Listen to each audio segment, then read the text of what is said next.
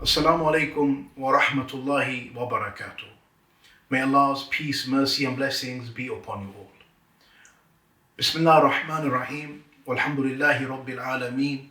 Wassalatu wassalamu ala ashraf al-anbiya'i wal mursaleen. Nabina Muhammad alayhi afdalu salati wa tammu taslim.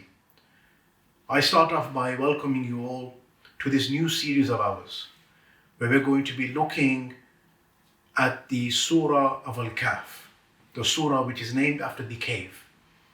And we're going to be focusing on one particular theme, because we know this is a truly amazing surah with many blessings and wisdoms for us to attain and implement in our daily lives to better ourselves as Muslims.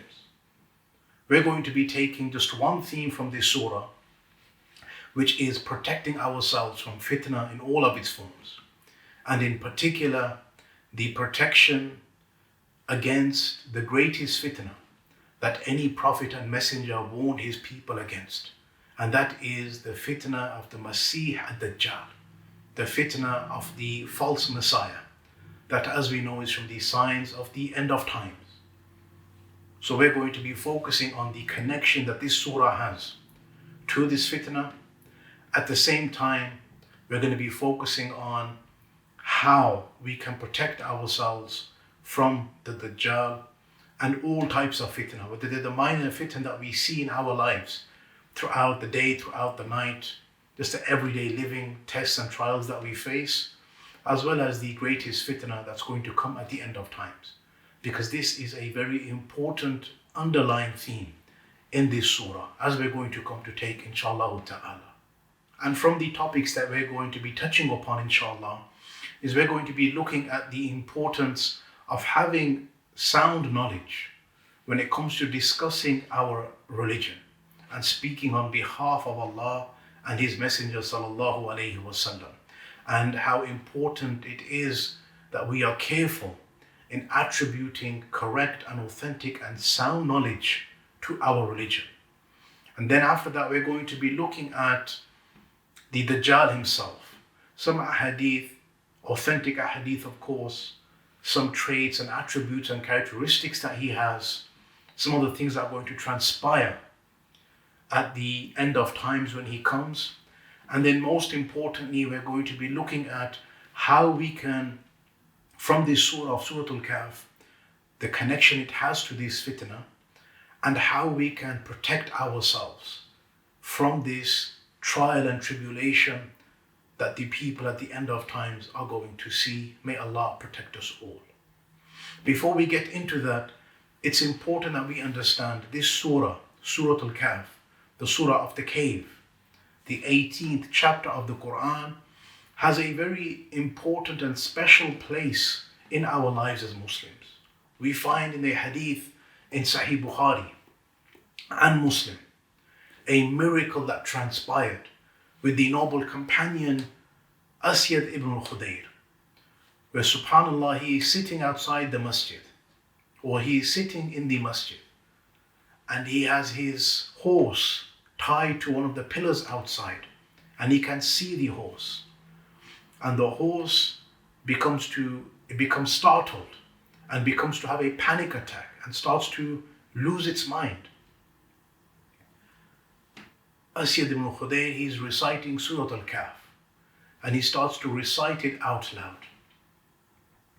And when the horse hears this, a miracle transpires, where he can physically see a cloud come and descend upon this horse. And whilst the cloud is coming down, the horse is becoming peaceful and tranquil.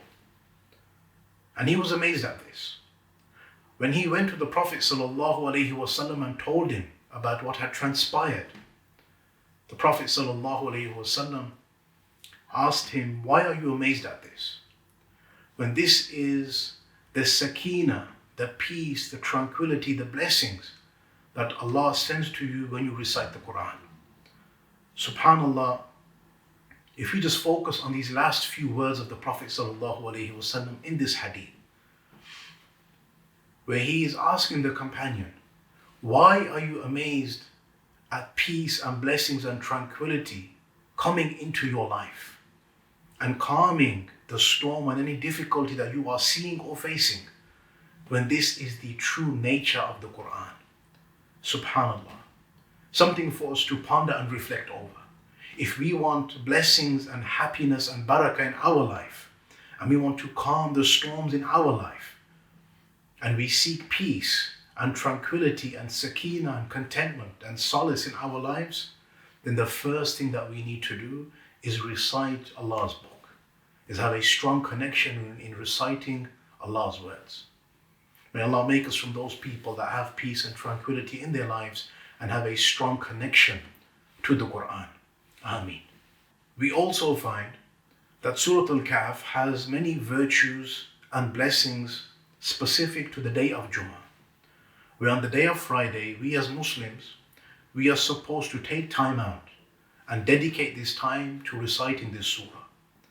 As the Prophet ﷺ, he told us in an authentic hadith, Man qara'a Surah Al-Kahf yawm al-Jum'ah, that whoever recites Surah Al-Kahf on the day of Jummah, Ada'a lahu nuran bayn al-Jum'atain, that this person is going to be illuminated and have this special light granted to him up until the next Friday, showing us that this is one of the weekly acts of worship that we have to incorporate within our lives and within our schedules.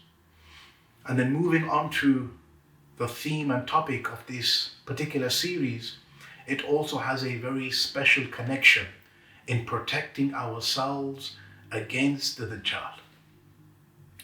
Where there are many different ahadith, where the Prophet ﷺ tells us to seek protection from the Dajjal, recite Surah Al-Kahf. In some ahadith, the Prophet ﷺ spoke about it on multiple occasions. Sometimes he advised us to recite the first 10 verses. Other times he told us to recite the entire surah. Other times he told us to recite the last 10 verses. Other times he told us to memorize the first 10 ayat. At other times he told us when the Dajjal comes, recite the opening of Surah Al-Kahf to protect yourselves. Showing us that there is a clear connection between saving ourselves from the greatest fitna that any prophet and messenger has informed his people of, the fitna of the Masih ad-Dajjal, the fitna of the false Messiah. So this series is dedicated to this, where we're going to try to look at these ahadith and look at what is the actual connection between Surah Al-Kahf and the fitna of the Dajjal. And we find throughout every story, throughout every theme, every passage in this surah, Allah is giving us valuable guidance in how to protect ourselves from all types of fitna. Whether it's the daily fitna that we see, or it's the greatest fitna that's ever going to transpire.